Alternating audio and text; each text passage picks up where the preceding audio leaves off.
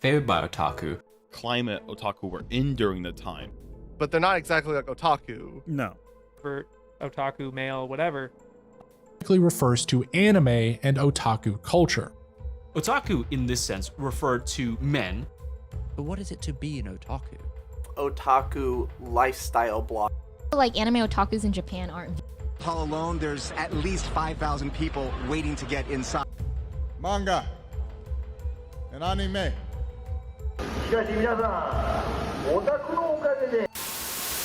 According to Hiroki Azuma, otaku is a general term referring to those who indulge in forms of subculture strongly linked to anime, video games, computers, science fiction, special effect films, anime figurines, and so on.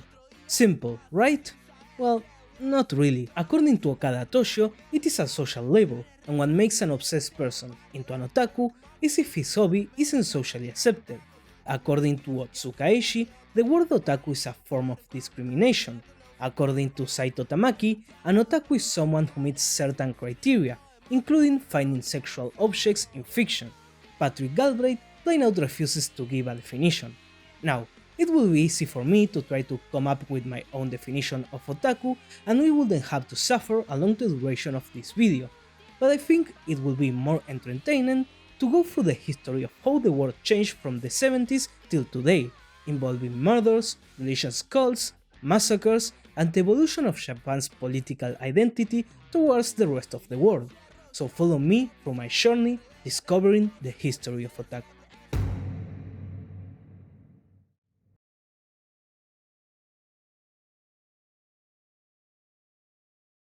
There are a lot of theories involving the origins of the word otaku, that it was used by science fiction fans in the 60s, that the creators of Macross, who were from a distinguished university, used the term and they added to the series, that it was invented by Akio Nakamori in his column for Manga Buriko in 1983, and a lot of theories that maybe have some truth to them.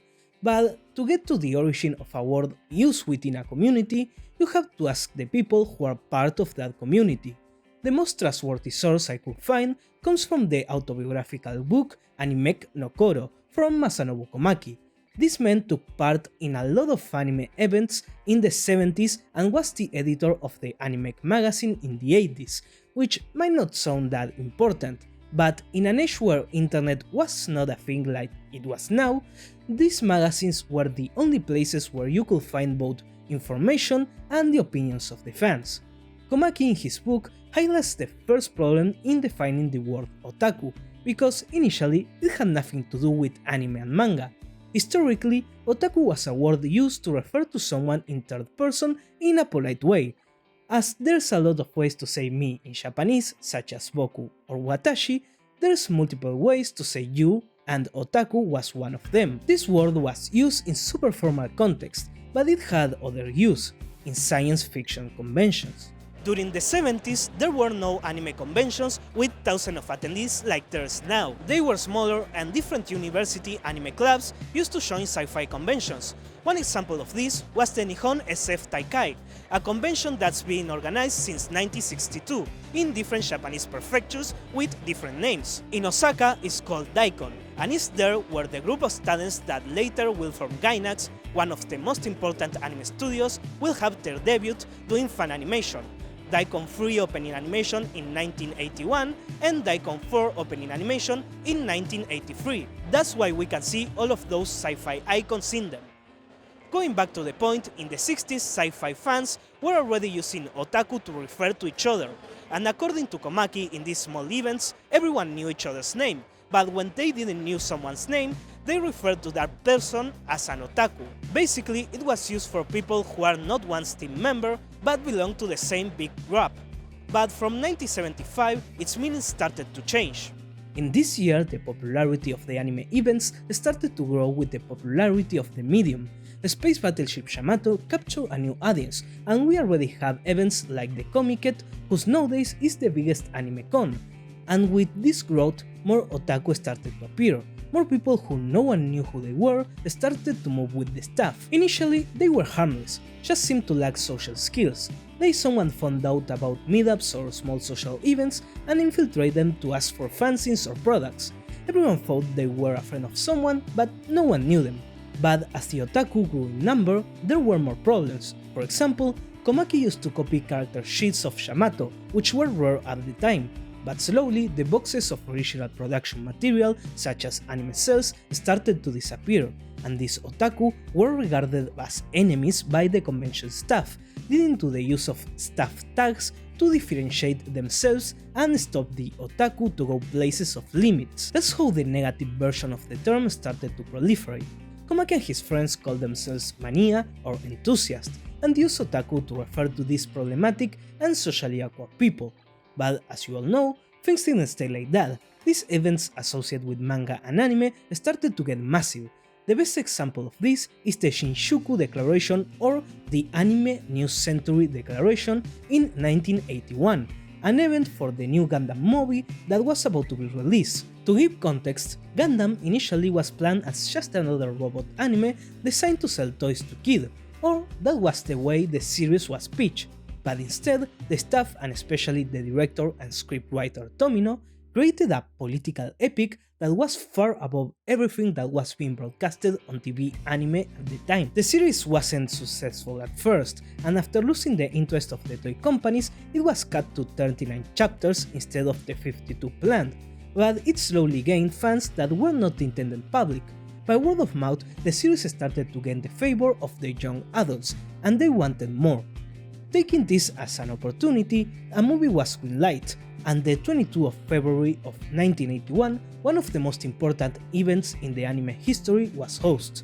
They expected at most 1,000 people to show up, but after losing count in 80,000 at midday, not only the staff but also the police started to worry. The last time that many young adults gathered in that place was in 1968 during the violent protest against the Vietnam War. It's estimated that there were 20,000 attendants, and there weren't preparations ready for such a large public. The people close to the stage were complaining about being pushed too hard against it, and when a tragedy could happen at any moment, Tomino picked up the microphone and broke the silence. Everyone, take it easy! This is more than an event. It's a festival. I appreciate the passion that brought you here today, but you know what will happen if someone gets hurt. They'll say, "That's anime fans for you." Just a bunch of idiots who run wild when they get together. If we want to make this a success, we can't give them anything to talk about us behind our backs. The public calmed down, and after an event full of cosplays and presentations of the staff that work in the anime, they closed with the next declaration. We, the Assemble, have gathered here to declare the start of a new era, a new anime century. Looking at it in retrospective, the words expressed that day hit stronger. Not only the anime medium was about to change forever, but also the society was watching, and it was ready to attack anything that it didn't seem as fit.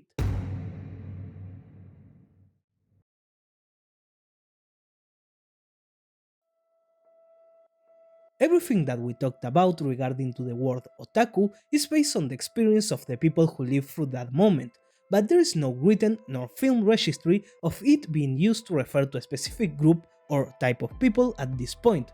But that was about to change. As I said in the previous part, during the 80s, fan magazines or fanzines started to gain more popularity. In this, you could find interviews, lists of stats, promotional image, news and announcements, among other things. But something really important in these magazines were the opinion sections, from letters that the readers sent to the editors with opinions about series and characters, to sections that the magazine gave for people to talk about what they wanted. And here is where the first record of the word otaku, closer to how it's understood today, is recorded. In June 1993, Akio Nakamori started publishing a column called Otaku Research in the magazine Manga Buriko. The first installment was called The City's Full of Otaku. To give some context, this column comes out of his experience at the previously mentioned Comiket, a convention where the main attraction is the sale of doujinshi or fan-made manga, which can be original or parodies of existing works. What makes the Comiket and these types of doujinshi-centric events special is that there is a strong focus on pornographic material, and especially in the 80s, there was a mixing between the lolicon boom and boys love doujinshis that were centered on homosexual relationships and were generally created by and for women. If you want more details about that, you can watch my last video that it's like probably up here. And the magazine Manga Buriko, where this column was published, was focused on lolicon style drawings. Given this context, let's read what Akio Nakamori describes as otaku. I was surprised, not by the fact that more than 10,000 young men and women gather, but rather by their bizarreness. How should I say it? You know, every class has one of those people who can't do sports, is withdrawn in the classroom, even during breaks, lurking in the shadows, obsessing over a shogi game or something. They're like that. Their hairstyle is either rumpled long hair, clearly parted 7/3 at the front, or a dowdy, close bowl cut. They totter back and forth, smartly clad in shirts and slacks their mommy bought at the all 980 or 1980 rack at Itoyokado or Seiyu. Their feet shod in R-branded knockoffs of Regal sneakers that were popular several years ago, shoulders bulging and sagging. The boys are either skin and bones, borderline malnourished, or squealing pale-faced pig with chubby faces so fat that the arms of their silver-plated glasses dug into the sides of their brow. All the girls sported bobbed hair and were mostly fat, having tubby legs like tree logs covered in white high socks. Usually they're the unnoticed corner dwellers with downcast eyes, having no friends whatsoever. But today, there are so many of them that I wonder where in the world they emerge from. 10,000 of them milling around, and as if they're trying to get out of their usual gloominess, these people were just freaking out. There are those dressing up as anime characters, those in the creepy style you see in Azuma Hideo's manga, those simpering and pushing girls to buy their Rorikon manga, those running around for no reason. Man, my head was about to explode. And after giving more examples of people that he considered otaku, like the ones who camped in a line before the premiere of an anime movie, or the ones who almost get run over trying to get pictures of trains, he decided to call them the Gloomy Tribe, and closes with this. Take a good look around yourself. There they are, otaku. By the way, are you otaku?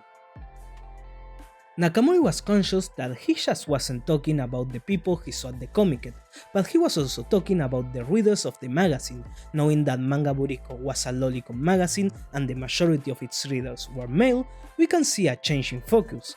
The next two installments of his column stopped expanding on the otaku woman, and they were mostly about the male otaku who felt a sexual attraction to cute anime girls. This is probably the moment in which, even when the first Comiket was attended by mostly women, and even to this day the proportion is split almost 50-50, otaku became a word about both men and masculinity. In his second publication, Do Otaku Love Like Normal People?, Nakamori says, They're still men, and entering puberty, they'll start having a few erotic desires, but if you look at their style, the way they talk, and their character, it's clear they'll never get women. Otaku definitively lack male skills, so they're content with carrying out pinups of anime characters like Minky Momo and Nanako. Maybe I'll call it two-dimensional complex. They can't even talk to real women. And his third and last publication, called I Wander into Otakuland, is just Nakamori and his girlfriend making fun of a group of otaku that they found, describing them as bizarre and faggy. Now, these columns had a lot of different effects. First, in the magazine. As I already said, Manga Buriko was a magazine that received fanmails, and they clearly were not happy with the content of this column of otaku investigation, and that feeling was reciprocated by Otsuka Ishii, who was the editor. Otsuka claimed that the use of the word otaku coined by Nakamori was a way of discrimination, and if we try to disassociate the word discrimination of its highly moral charge, he's not far from the truth. Basically, in his column, Nakamori made a separation between the front of the anime fandom, which should be people like him, were just and fulfilling his role as a man with a partner, and the back of the anime community, which is this gross, faggy otaku who can't look at the real world and will never fulfill their role as men in society. Therefore, his column was cancelled by Otsuka, who then took control of the opinion section and fan responses, selecting which letters to respond to, and in these letters you can see the impact Nakamori had on anime fandom. Recently, attacks on otaku by manga artists and editors have worsened. It was at first healthy critique, but now it has become a theme of manga and a swarm of verbal abuse, and it's all very unpleasant. Please tackle this problem. I'm a senior in an all-boys high school. I have no chance to meet women. I'm fat. I also wear glasses. I'm an anime fan. I'm an otaku. I'm worried that I'm going to have a gloomy adolescence. What is the right way for me to live? These were the kind of letters they received, and I thought Otsuka tried to give encouraging answers, encouraging viewers to change their perspective and not to be trapped by the image of otaku created by Nakamori. The damage was already done. The word was spreading more and more, and worse things were about to come. One thing to note is that so far, criticisms of the otaku focus on their failure as men and how they ignore reality preferring these imaginary worlds, but they were never treated as a threat or as dangerous people, or at least not until the appearance of Tsutomu Miyazaki.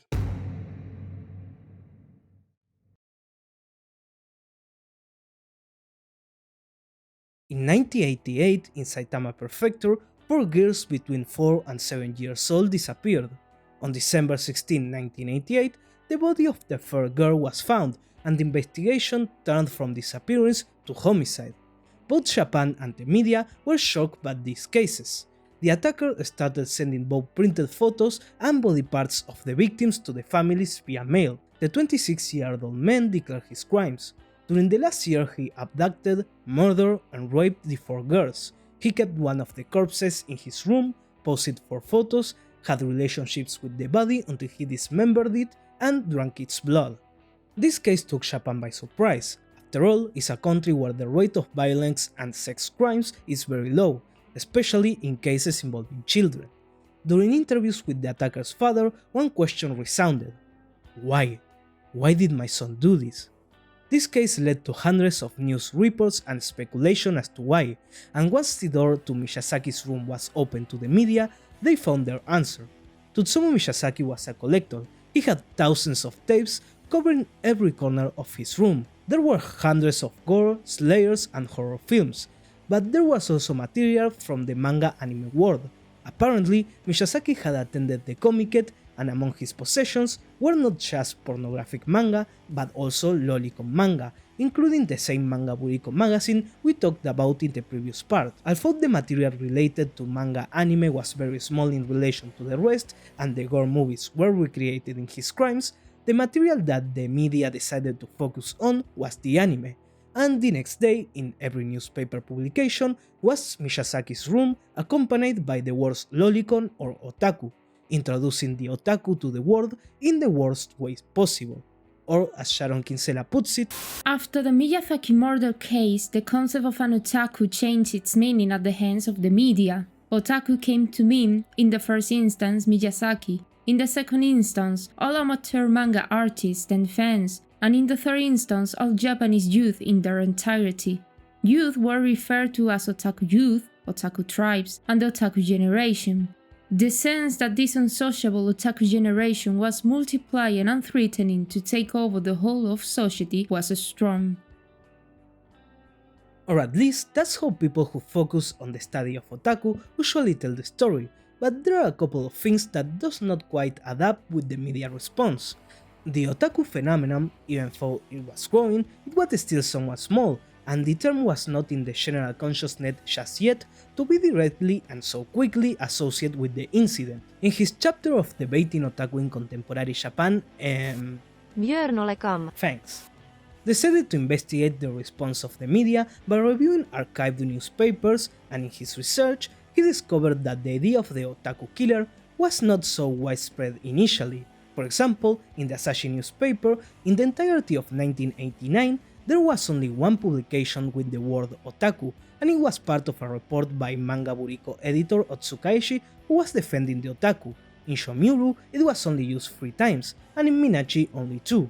Most of the articles that focus on Miyazaki's interest between 1989 and 1991 used to talk more about his camera hobby and the specialized technology he had from working as a print assistant. From August to September, the press had almost lost all interest in the personal tastes of the perpetrator, and the experts who gave their opinion on the subject focused more on the relationship with his parents, the educational system, or bullying.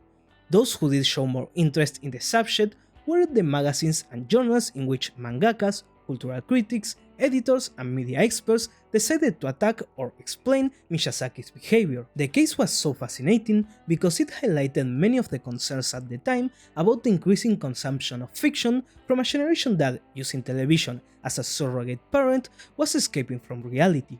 A key figure in all this was again Otsuka Eishi, who together with the same Akio Nakamori, who in 1983 put the term otaku in the map, published 2 of their discussions which were collected in M no Sendai, or The Generation of M referring to Miyazaki. In this book, various essays of the murder by writers, psychiatrists, and other experts were gathered. Because of this and various contributions made by Otsuka in different media, plus the fact that he was the editor of some material that Miyazaki himself had in his room, he was invited to the court to give comments on the incident as an expert. The defense attorneys were trying to declare the attacker as a victim of the circumstances, that because of the bullying and situations that occurred in his life, he was not a mentally stable person and that should be taken into account before the judge gives a sentence. Eishi discourse fit this narrative since, according to him, Miyazaki, although similar to the otakus or mania, he differed from them in the way he consumed media, and that he failed to integrate into otaku society. This defense of Miyazaki as a person who was mentally unsound did not convince the court, and in view of the results of the psychological test that established him as a sane and conscientious person, he was sentenced to death, being executed later in 2008. After this, Eishi, seeking to defend his generation that grew up saturated with different types of media, continued to write opinions on the subject. By the end of 1989, what he described as a world of proposals came to him. A number of major magazines and journals began to take interest in the subcultures of Japanese youth, and ironically, by using as a defense that Miyazaki was not an otaku, he not only gave force to the association between accumulating different kinds of media and an antisocial attitude, but also gave rise to the establishment of an opposition. If the position is to declare the otaku as a group who is not antisocial, it is because, on the other side, there is an idea of otaku as an antisocial group. Therefore, through the insistence of separating Miyazaki from otaku, that connection became more and more present in the public eye.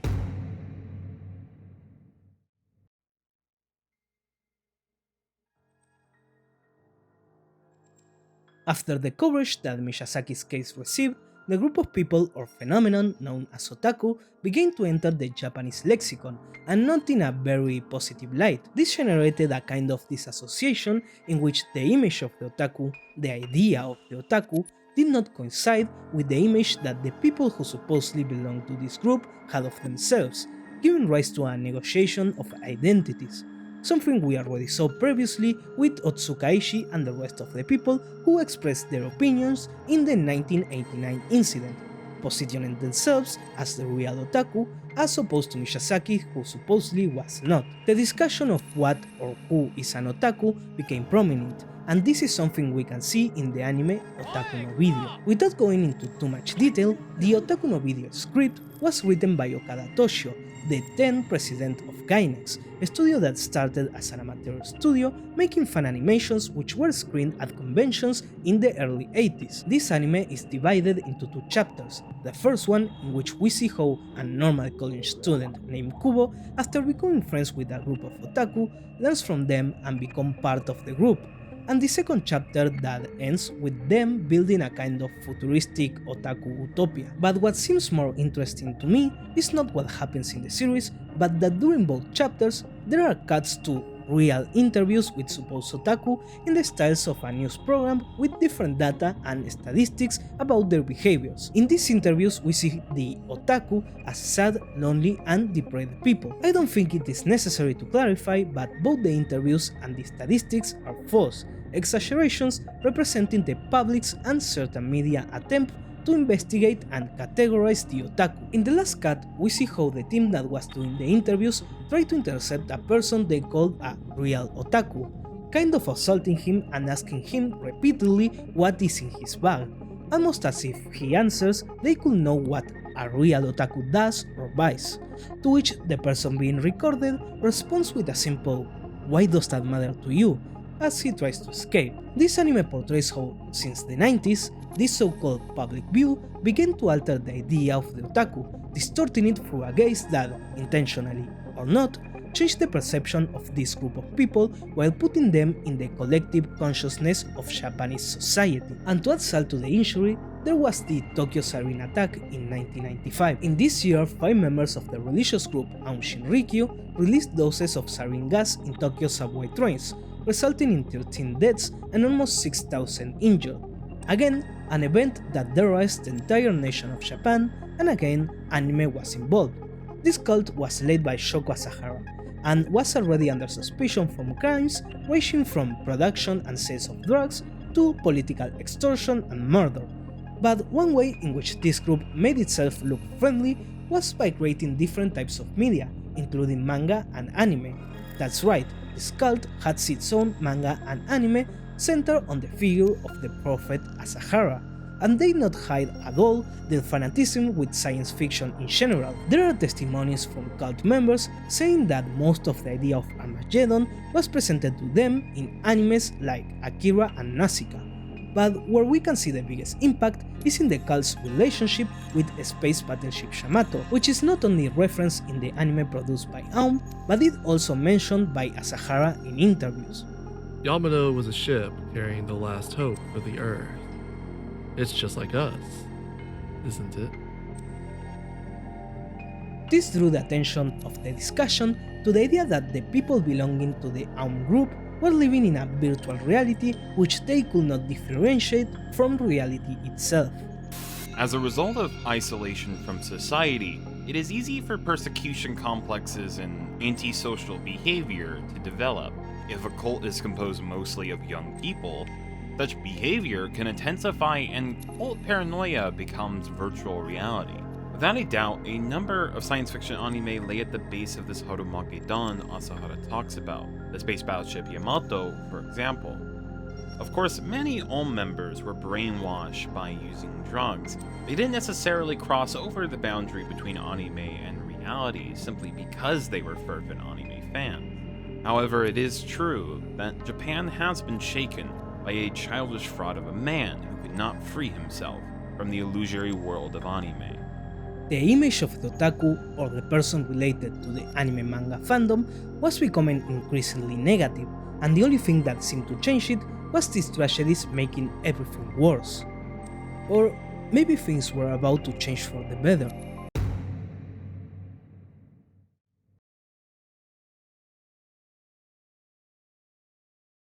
The year is 1998. In Argentina, the person who is making this video is born. Look at me, how cute. And in private universities in Tokyo and Nara, Kikuchi Satoru and his team decided to make a questionnaire to students. In these questionnaires were simple questions about the opinion of the students about the otaku, and these were the results. Oof. 62 of respondents had a negative view of otaku, while 21 had a mixed view and only 17% had a positive view. But they decided to redo the same questionnaire in 2007, almost 10 years later, and the results were totally different. The negative image went from 62 to 41, and the positive image from 17% to 34%. So, what changed? Well, basically, anime became cool and the otaku were done hiding. During the second half of the 90s, the popularity of everything related to manga and anime began to grow exponentially. First, we have Evangelion, an anime so popular that to call it a success would not be doing it justice. Its final episode was watched live by 10% of the Japanese population, sold over 2 million copies in its first year alone and generated billions of yen in merchandise sales for niche products, and because of the type of series that it was, its success was not attributed to the general public. EVA is the type of anime whose audience were clearly the otaku.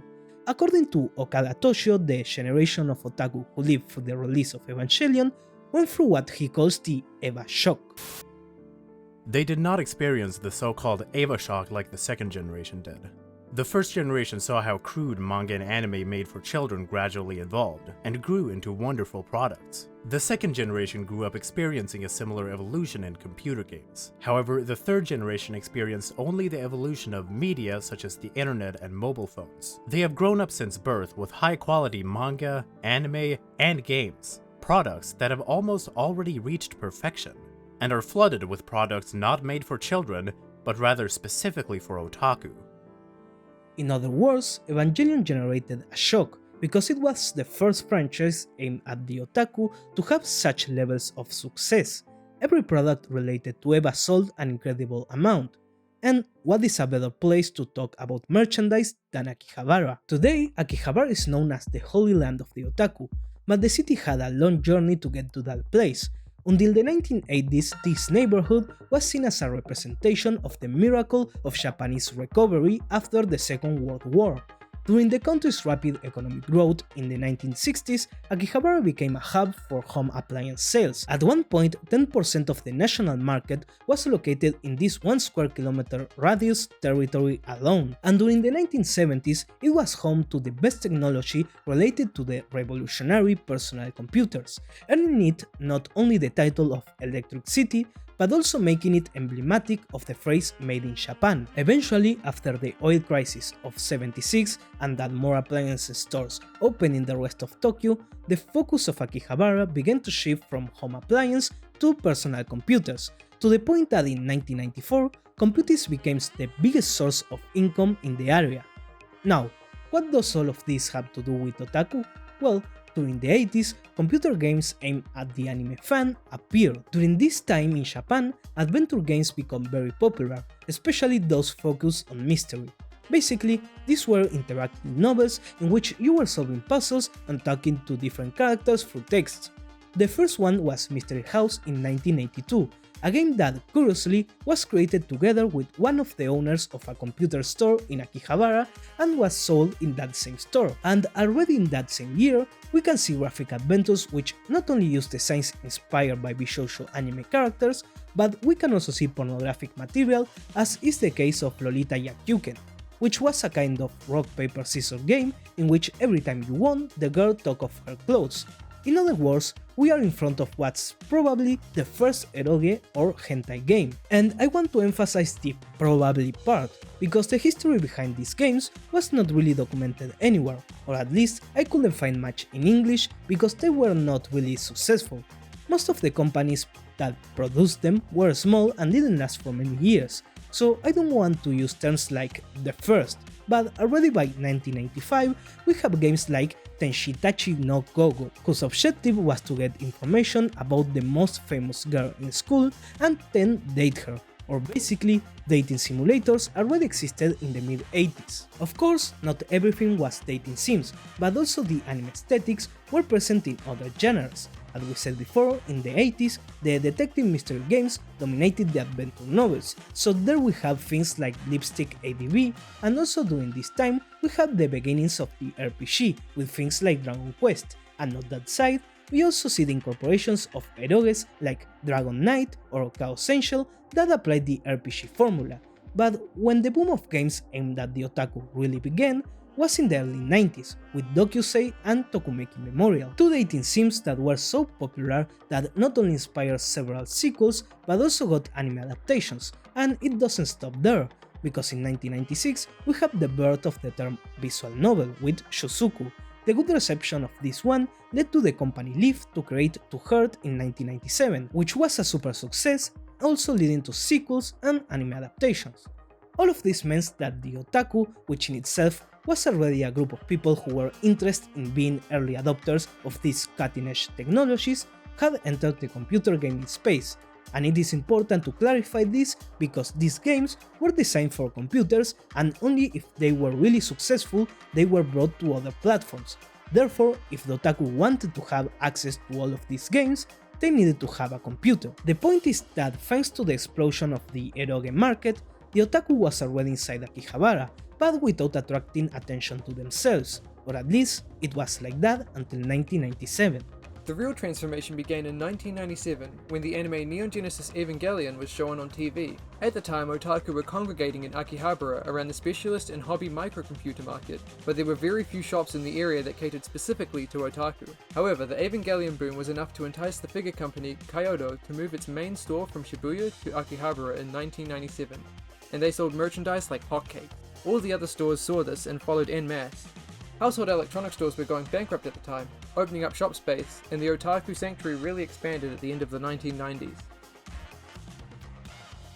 Eventually, in the early 2000s, the elected city began to change its identity to a place that appeals to the otaku. We can even see it in the coverage by the news media with phrases like Akihabara, the nation's #1 electric town, is now a city of moe, a town for moe-type users, or electronic stores in Akihabara have been displaced by shops that deal in romance game with bishoujo characters, manga and fanzines, and goods catering to otaku taste. The otaku not only stopped hiding, but in a total natural way without any organized project, turned one of the most important cities in Japan into a city focused on them. In other words, the otaku started to make noise, and that noise was not only heard in Japan. In 2002, Douglas McGray wrote an article called Japan's Gross National Cool, and to understand the importance of this article, it is necessary to explain a little bit of the economic situation of Japan at the time. To explain it in an oversimplified and therefore surely in a somewhat inaccurate way, the period from the end of the war until 1991 is called the Japanese economic miracle. Within these 45 years, Japan went from being a country destroyed by the war to one of the largest economic powers in the world.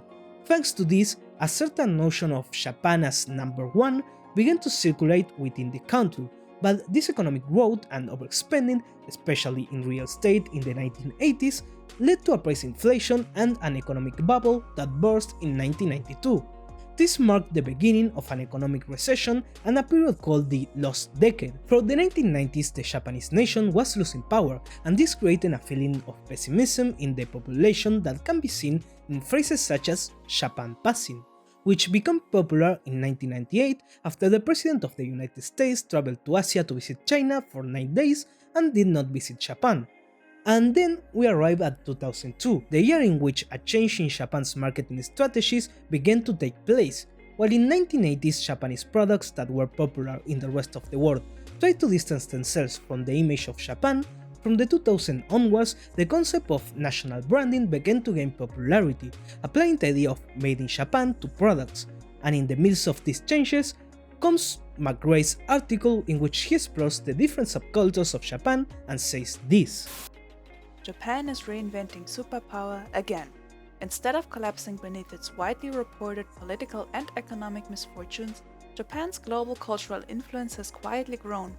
From pop music to consumer electronics, architecture to fashion, and animation to cuisine, Japan looks more like a cultural superpower today than it did in the 1980s, when it was an economic one.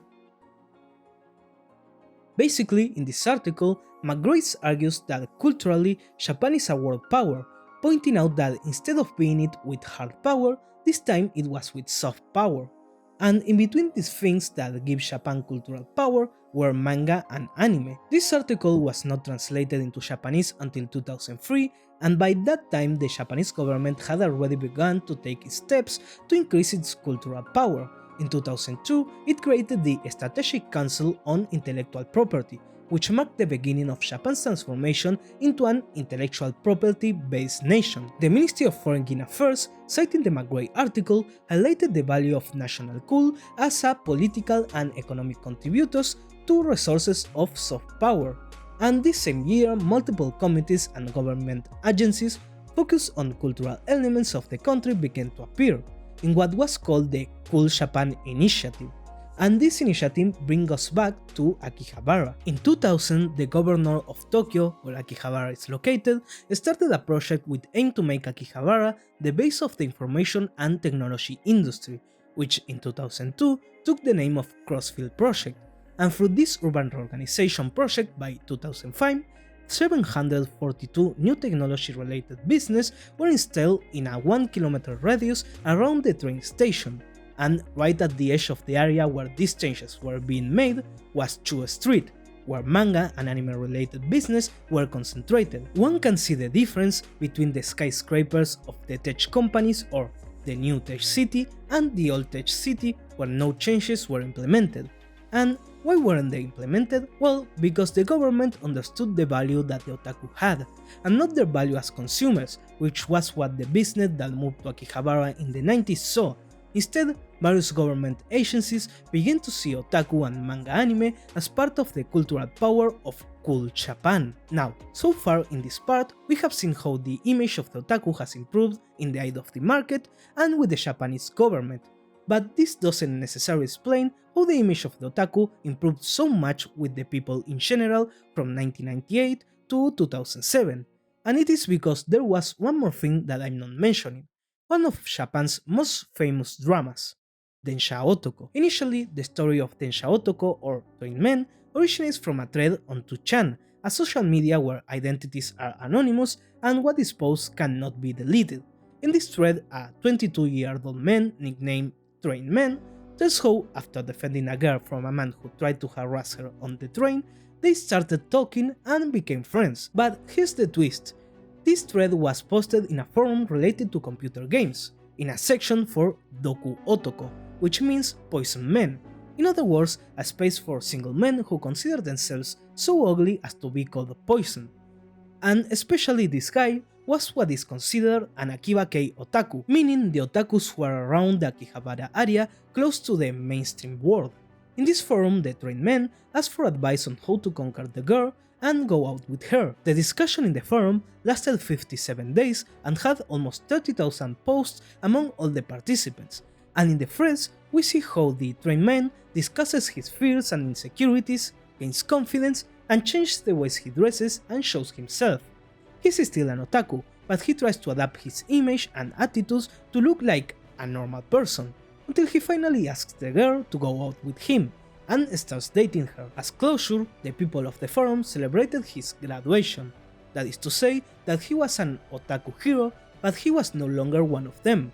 This thread was adapted into a book in 2004, which in only 3 weeks sold 2,600,000 copies and over the course of 1 year sold 1.5 million copies, getting different adaptations from manga to movies. But the most successful adaptation was the 2005 series, whose last episode was watched by 25.5% of the Japanese television audience. What makes this series so important to the image of the otaku is that instead of presenting him with the dangerous and creepy image that was created by all the events we talked about in this video, he's presented as a person with the potential to be a respectable member of society. Otaku are portrayed as spending time and money to obtain knowledge about and own things that provide the potential for participation in global networks that run parallel to, but often do not oppose, local groups of family, school, and work, which have formed the backbone of Japanese society. Trainman has been described as a potential marriage partner for career women, a demographic blamed for marrying late. At the same time, he has been promoted as an ideal consumer, loyal to brands and willing to spend money on self-improvement. In other words, the otaku is considered a loyal consumer who, with his specialized knowledge, can contribute to society in general and can also fulfill one of the needs of the Japanese population. In 2005, the year the series came out, the Prime Minister declared the low birth rates as a national problem. The discussion turned to the fact that there are men with elite studies and jobs who are simply deciding to not get married, and Densha Otoko shows that the otaku can solve this problem. Trainman shows that an otaku has the potential to become a new kind of ideal man. so long as he can acquire the looks and communication skills that make him desirable to women and help him conform to mainstream society. Train Man does not relinquish his otaku identity and spends as much time on 2channel discussing his hobbies as he does Hermes, but he gains confidence and charm by changing his physical appearance. In short, if the success of Evangelion and the Iroges changed the image of the otaku in the face of the economic market and the quest to expand the country's cultural power led the government to think of otaku culture as something to be protected and celebrated, Densha Otoko showed the public an image of the otaku as a passionate person with knowledge in special areas who is sensitive and a good person, but just need a little push and willingness to be a contributing member of society. And this is how the otaku slowly gained not only the respect of the Japanese population, but also got his own city.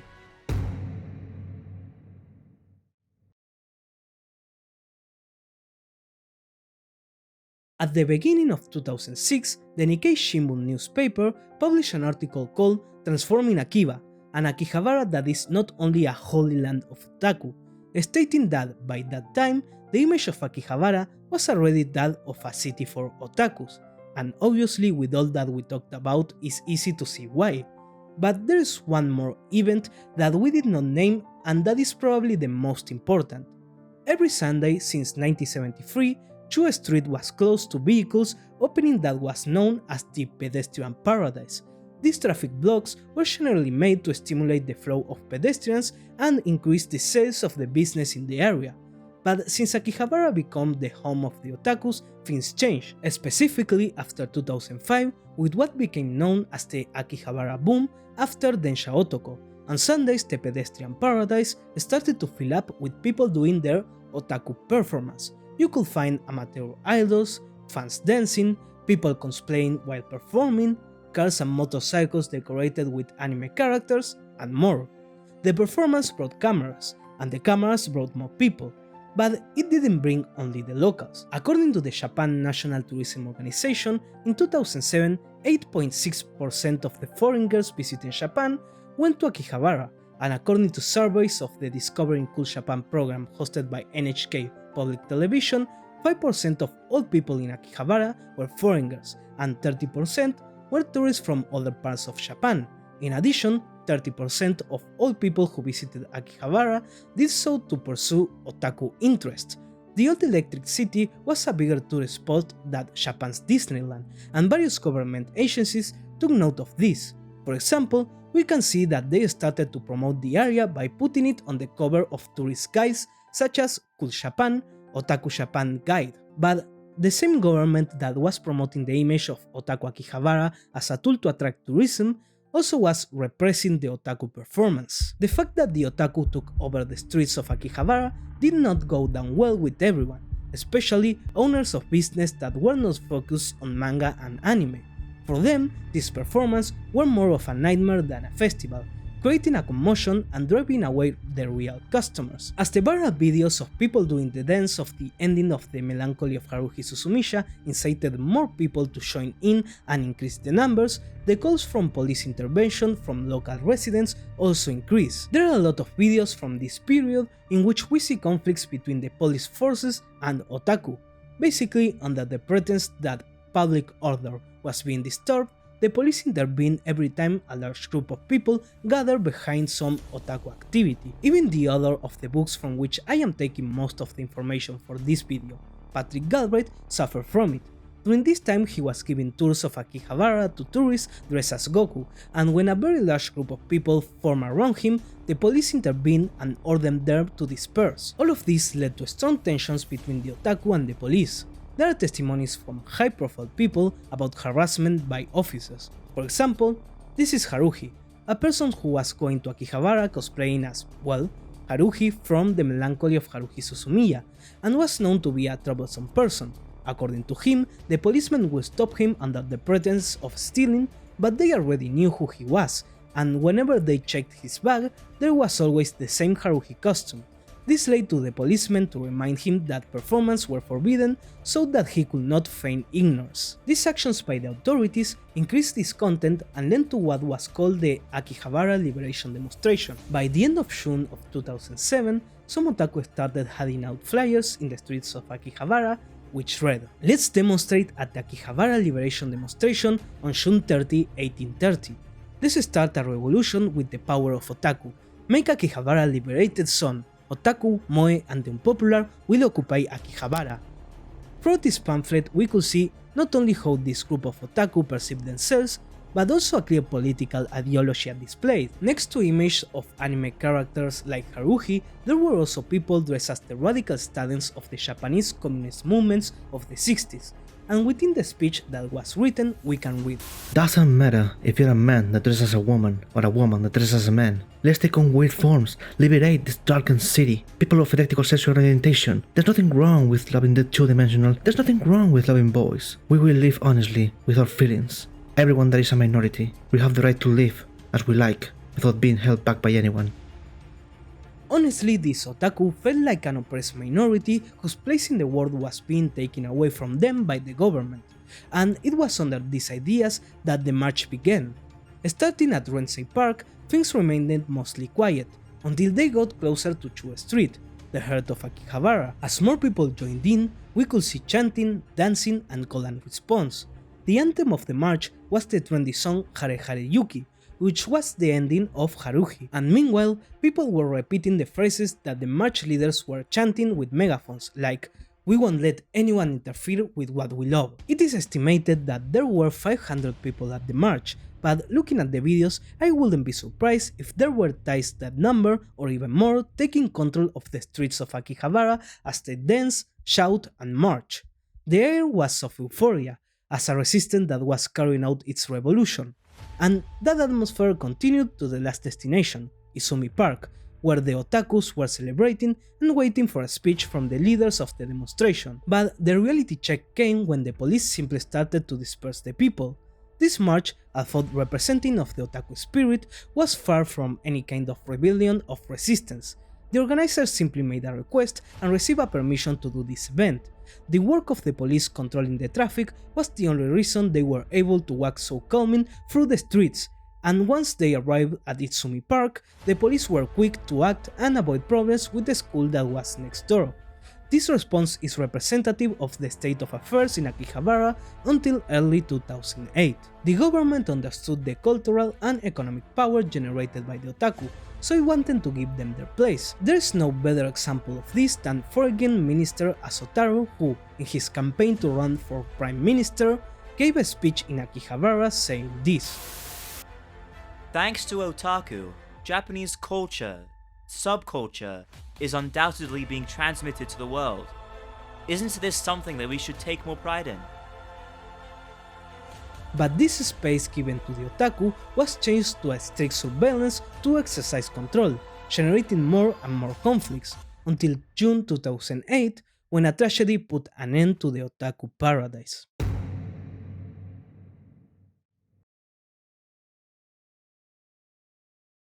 On June 8, 2008, Kato Tomohiro, a 25-year-old, rented a truck and drove it straight into the streets of the pedestrian paradise of Akihabara. As he got out of the truck, he started stabbing people with a knife, killing 7 persons and injuring other 10. The young man had already expressed his frustration in blogs, this being his position as a part-time employee and that he could not find a girlfriend. But other than that, his motives were not entirely clear, and while the media coverage focused more on different reasons to explain his behavior, such as his frustration with the education system, this incident raised again discussions about otaku, and almost as in response to public fear, the Japanese government decided to execute the original otaku killer Tsutomu Miyazaki. This was the straw that broke the camel's back, and after this incident, the pedestrian paradise of Akihabara was closed indefinitely. In an interview, Kobayashi Takaya, the representative of the neighbors and part of the Chiyoda Ward Council, where Akihabara is located, tells us that although the incident with Tomohiro was the trigger to discontinue the pedestrian paradise, the problem with otaku performance ended up consolidating the position. Also, in this interview, he stated his disconformity with the weird otaku, who went to Akihabara to play, making a differentiation in the image of the otaku. Now, there is the normal otaku that could be seen in Densha Otoko and the weird otaku. When discussing the latter, Kobayashi touched on the subject of sexuality. Let's remember that a large portion of the anime manga stores located in Akihabara focus on pornographic manga and games, many of them including image of underage characters. And if we add to this the image of men cosplaying female characters in the streets and other cases such as Sawamoto Asuka, who was arrested for exposing herself in her underwear in the middle of the street, replicating what she called an attempt at fan service, it is not difficult to see the concerns of both Kobayashi and others that Akihabara is beginning to give the image of a weird city, transforming the image of cool Japan into porno Japan. Meanwhile, on the otaku side, the situation was very divided. There was a group that took advantage of the situation to reflect on what happened and to criticize their action, but the other group was actively seeking signatures and donations to set up a campaign to reopen the pedestrian paradise, which could be called Akiba Aid. Among this group were the people most attached to what was the Akihabara of 2007, from amateur idols to cosplayers like Haruhi, which we talked about in the previous chapter. Eventually, they tried to replicate the 2007 Akihabara Liberation demonstration, but this time it was not as successful. We can see how the police were watching much more closely this time, projecting a strong image of control, and people were not joining as the march progressed. The few people who started the march were the ones who finished it. After the 2008 incident, that community of passionate otaku who took the streets and made the city their own space decided to disperse and leave everything that happened as a memory. All of this left the holy land of otaku in a strange middle ground. While Akihabara had earned its fame with the image of the otaku, and the Japanese National Tourism Organization continued to promote image of the performance, these were no banned. As a result, Akihabara was one of the most disappointing tourist spots for visitors. Obviously, there were those who expected to find a paradise and found just another city, but there were also other type of people who were disappointed in Akihabara, and those people were the foreigners. They identified themselves as otaku and enjoyed mainstream anime such as Naruto or Miyazaki movies, and the image of the otaku they had in their heads was simply that of anime and manga fans, which was the sanitized image that came through the different campaigns of the Japanese government. But when they arrived at Akihabara, they encountered something different: the local culture.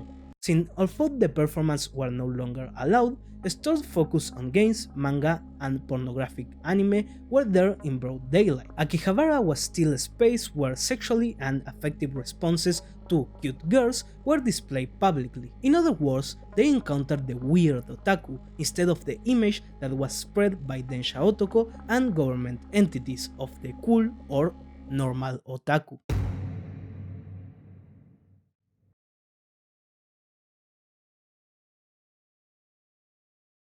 On January 23, 2011, it was decided to reinstate the pedestrian paradise in Akihabara as an experiment, but this time with clear and stricter rules. The otaku performance were strictly forbidden, and a call for cooperation was made to make sure the streets were safe. Although obviously a call was not the only thing that was made, but there was a strong presence of police figures and volunteer civilian patrols. There were even more authorities than people doing performance. However, I have to disagree a bit with what Galbraith says in his book. In his account, he discusses the case of a person who was arrested for cosplaying as a female character while being male, without delving too much into the case, implying that the police were detaining everyone they perceived as suspicious. There are many videos from that day showing people cosplaying and even individuals with megaphones speaking out, and although they can be seen having conflict with the authorities, they were not immediately arrested by the anti-otaku Special Armed Force, but the conclusion is the same. It is estimated that 10,000 people visited Akihabara that day. People were acting on the streets, but not in the same way as in 2007. Under constant surveillance from security forces, pedestrians were acting normally, simply walking and shopping. The images of otaku performance were replaced by a sea of people dressed normally, walking normally, and acting normally. And I believe this image represents how the otaku became to be viewed today. As a hobby becomes more popular, not only will the number of enthusiasts conforming to societal norms increase, but the hobby itself will also be better regarded. And I don't think it is necessary to explain how popular anime and manga have become, which are the hobbies primarily associated with otaku. We go from testimonies like Okada Toshio's, who say that in the 80s adults had to explain themselves if they read manga, to manga reading being considered normal for all ages. Nowadays, the word otaku in Japan does not bring images of neither Tsutomu Miyazaki, nor M's cult, nor Kato Tomohiro, and this is even truer outside of Japan, where the more sanitized version of the term as just anime manga fans were brought over. But it's not like the weird otaku disappeared. You can still see them taking weird forms in places like anime conventions. And in both Akihabara and other places like the Comiket, the pornographic material focused on bishoujo or cute girls is still present, generating discussions both inside and outside of Japan. At the end of the day, the only thing that really changed is the perception, the image of otaku. And with all of this, we could say that the term otaku died in 2011, but we saw during this video that the term otaku has already died a lot of times.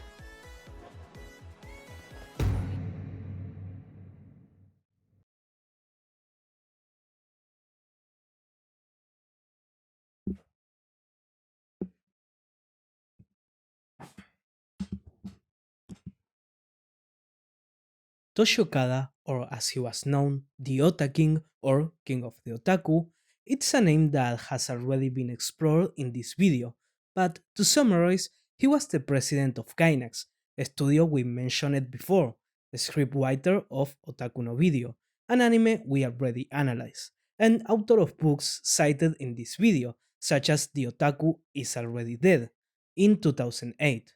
To conclude the video, I would like to read a passage from this book. When the term otaku did not yet exist, there were simply a lot of tribes.